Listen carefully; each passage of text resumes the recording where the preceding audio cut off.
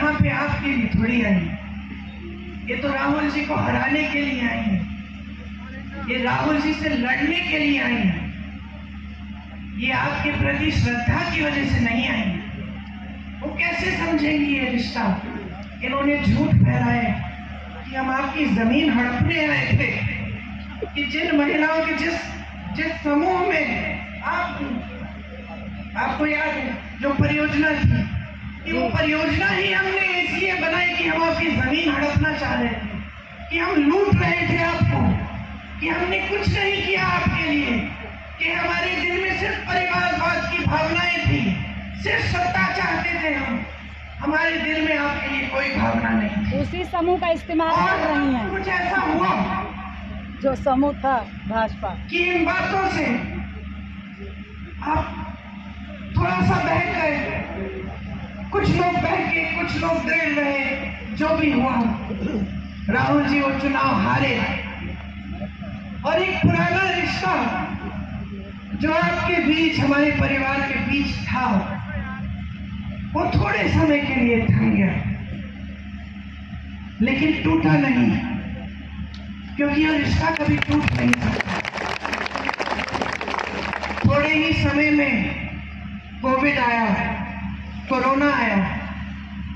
मुझे याद है, मैं उत्तर प्रदेश की प्रभारी थी, मैं और मेरे साथी 16-16 घंटे फोन पे रहते थे। हमने एक हेल्पलाइन खोली थी उत्तर प्रदेश के लोगों के लिए, कि कहीं संकट है, कहीं फंसे हो, लॉकडाउन हो गया था अचानक, मोदी जी की सरकार ने कोई साधन नहीं दिया था, अचानक कोई सारी ट्रेनें बंद हो गई थी, बसें बंद हो गई थी, लोग अलग अलग जगह जो पलायन करके गए थे, यूपी से फंस गए थे। हमने हेल्पलाइन खोली, 16-16 घंटे हम उस हेल्पलाइन के नंबर देखते थे, जवाब देते थे, बात करते थे। मैंने कहा हुआ था अपने साथियों को कि अगर अमेठी रायबरेली का कोई फोन आता है तो मेरा नंबर देना, और मैं कभी नहीं भूलूंगी। एक फोन आया, मैंने उठाया, एक लड़का था, गुजरात में था। उसने कहा आपने हेल्पलाइन का नंबर जारी किया है? मैंने कहा हाँ, बताया नहीं कि कौन हूं। उसने कहा यहाँ पे मेरे साथ 16 लोग हैं, हमारे पास सिर्फ आज रात का खाना है, कल का खाना नहीं है, कुछ नहीं है, क्या करेंगे? मैंने कहा घबराओ मत, अब राहुल भैया को जानते हो? तो उसने कहा राहुल भैया कौन? मैंने कहा राहुल गांधी। हाँ जानता हूँ। मैंने कहा मैं उसकी बहन हूँ, फिक्र मत करो, मैं किसी को तुम्हारे पास भेजूंगी।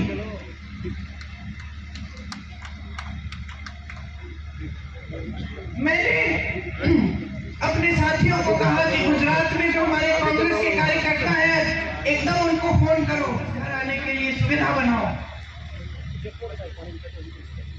जब मैंने उस लड़के को कहा कि मैं राहुल की बहन हूं, तो उसकी आवाज से मुझे पता चला वो रो रहा है। वो रोया,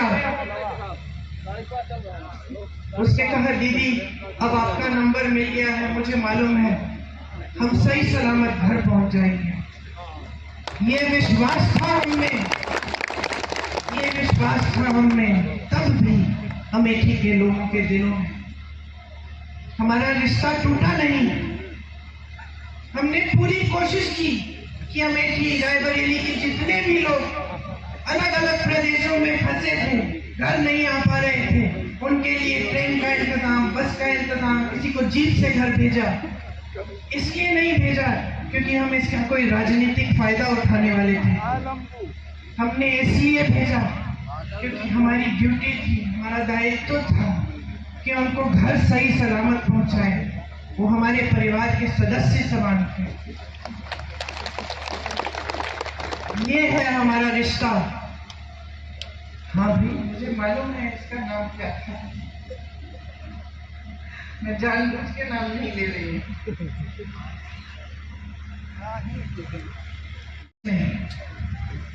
पाक है ये रिश्ता, सेवा का रिश्ता है और शहादत का रिश्ता है। प्रेम का रिश्ता है और खून का रिश्ता है, ये कभी नहीं टूटेगा। यहाँ आपका कोई भी सांसद बने, यहाँ कोई भी किसी भी तरह की राजनीति करे, हमारे बारे में आपको 2000 झूठ बोल के चले जाए, आप उन झूठों का विश्वास भी कर लो, ये रिश्ता फिर भी नहीं टूटेगा।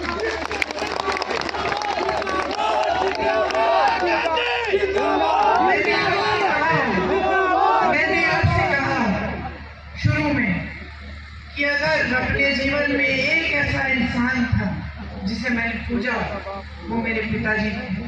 ये मेरे पिताजी की कर्म भूमि है, मैं इस भूमि को भी पूजती हूँ, मैं इस भूमि को भी पूजती हूँ। ये भूमि मेरे लिए पवित्र भूमि है, ये भूमि राहुल के लिए पवित्र भूमि है।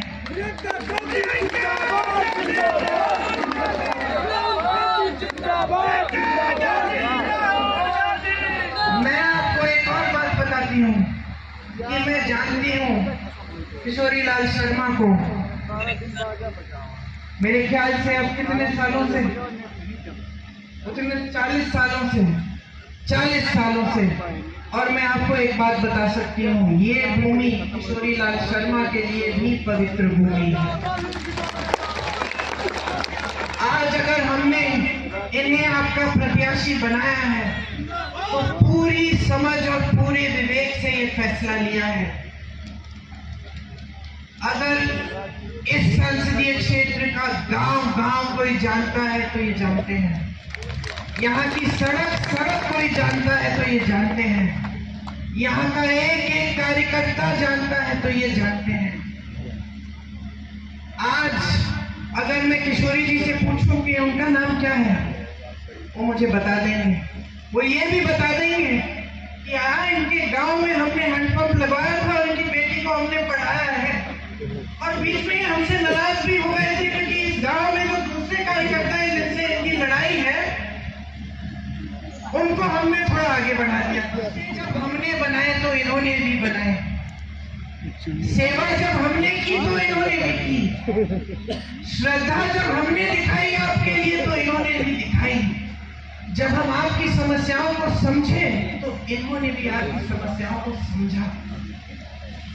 इसीलिए आज इनका हक बनता है कि ये आपके प्रतिनिधित्व के लिए यहाँ आज खड़े हैं, क्योंकि उन्होंने उतना ही काम किया है आपके लिए जितना हमने किया है, और उतनी ही श्रद्धा के साथ किया है।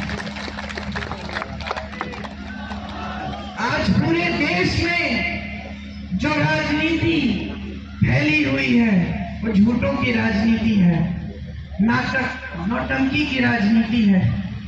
प्रधानमंत्री जैसे बड़े नेता चुनावी मंच पर आकर इतनी हिम्मत नहीं कर सकते कि आपको बता दें कि 10 सालों में उन्होंने कितने रोजगार बनाए, महंगाई को कितना कम किया और क्यों और कैसे। आपके सामने आकर इतनी हिम्मत नहीं है कि आपको बताएं कि कितनी संस्थाएं खोली हैं, कितने बड़े बड़े उद्योग खोले हैं, क्या नया किया है इस देश के लिए 10 सालों की सत्ता को लेकर। प्रधानमंत्री आपके सामने आते हैं, एक ही रट लगा रखी है कि 70 सालों में कांग्रेस ने कुछ नहीं किया, एक परिवार के खिलाफ दिन रात बोलते रहते हैं।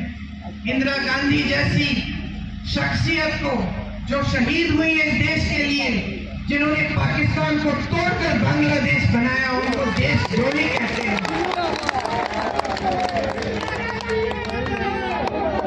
राजीव गांधी जैसे देशभक्त को देशद्रोही कहते हैं। कहते हैं कि राजीव गांधी ने अपनी मां की विरासत को टैक्स न भरने के लिए कानून बदल डाला।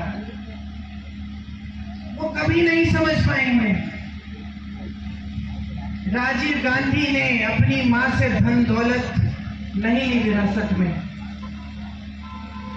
विरासत में उनको इस देश के लिए मर मिटने का जज्बा मिला, शहादत मिली, यही उनकी विरासत थी। सत्ता का मोह लिए घूमते हैं, सिर्फ अपने लिए सत्ता चाहते हैं। ये समझ नहीं पाते हैं कि सत्ता जनता ने दी है, जनता के प्रति दिल में कोई श्रद्धा नहीं है।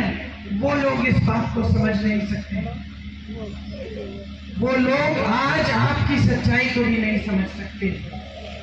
कट चुके हैं आपसे। प्रधानमंत्री जी मंच पे खड़े होकर कैसी कैसी बातें करते हैं कि कांग्रेस पार्टी एक्सरे की मशीन लेकर आपके घरों में आकर आपके गहने चुराएगी, आपका मंगलसूत्र ढूंढ निकालेगी और उसको चुरा लेगी और आपकी संपत्ति किसी एक कौम को दे देगी। और आपके पास 2 भैंसे हैं तो एक भैंस भी चुरा लेंगे।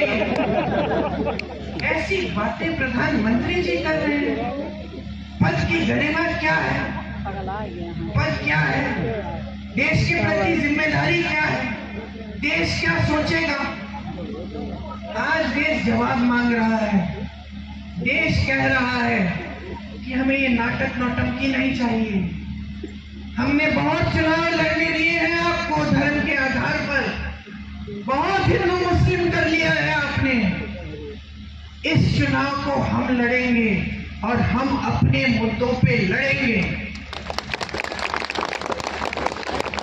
आज जनता कह रही है मेरी समस्याओं को सुनो, पहचानो। महंगाई से जूझ रहा हूं, तड़प रहा हूं, अपने बच्चे को पढ़ा नहीं पा रहा हूं, कोई बीमार पड़ता है परिवार में उसका इलाज नहीं कर पा रहा हूं, मेरी खेती के सामान नहीं मिल रहे हैं, खेती से कमाई नहीं हो रही है, मेरा बच्चा पढ़ा लिखा है, मैंने शिक्षित किया उसको मेहनत करके, लेकिन बेरोजगार है। आज जनता कह रही है मेरी आवाज सुनो।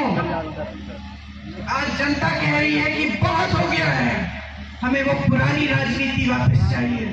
किस तरह आज कर्नाटका में, तेलंगाना में महिलाओं के खातों में पैसे आ रहे हैं हर महीने, किस तरह हमने किसानों को मजबूत किया अपने प्रदेशों में, किस तरह हम ऐसी नीतियां लाए जिससे देश की संपत्ति वापस इस देश की जनता के हाथों में जाए।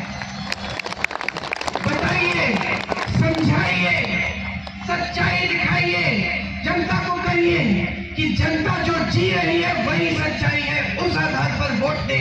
तरक्की नहीं आई है आपके जीवन में, 10 साल बीत गए हैं, मोदी जी के झूठ सामने आ गए हैं।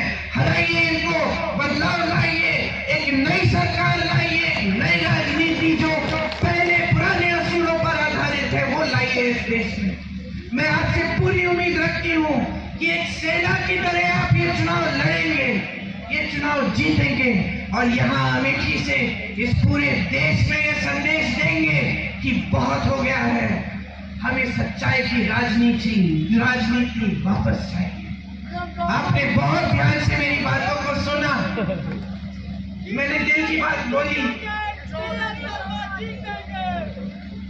आपके सामने अपनी सच्चाई रखी। मैं आपकी आभारी हूं कि हर संकट में आपने साथ दिया, मेरे आंसू आपने पोंछे।